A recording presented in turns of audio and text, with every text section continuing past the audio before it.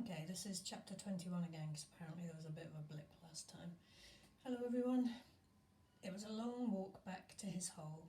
Stanley looked out through the haze of heat and dirt at the other boys, lowering and raising their shovels.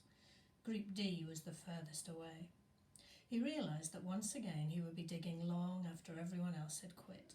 He hoped he'd finished before Mr. Sir recovered. He didn't want to be out there alone with Mr. Sir.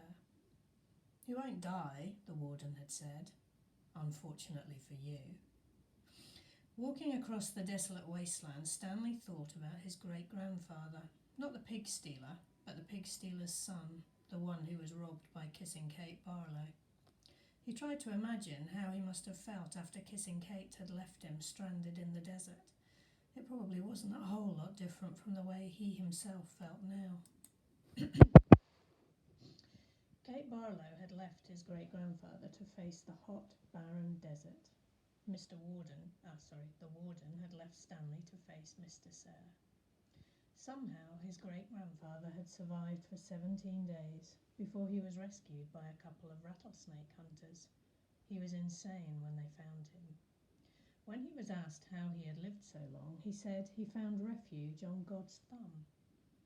He spent nearly a month in a hospital. He ended up marrying one of the nurses.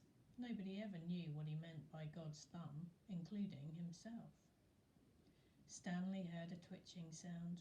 He stopped in mid-step with one foot still in the air. A rattlesnake lay coiled beneath his foot. Its tail was pointed upward, rattling. Stanley backed his leg away, then turned and ran. The rattlesnake didn't chase after him. It had rattled its tail to warn him to stay away.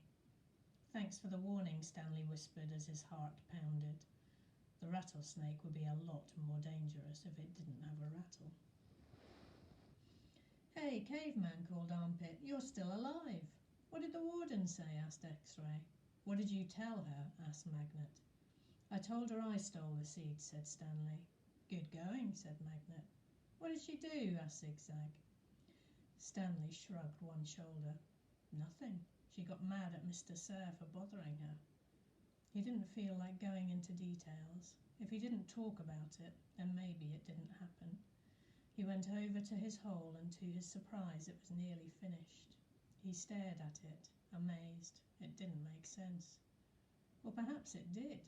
He smiled. Since he'd taken the blame for the sunflower seeds, he realised the other boys had dug his hole for him. "Hey, thanks," he said. "Don't look at me," said X-Ray.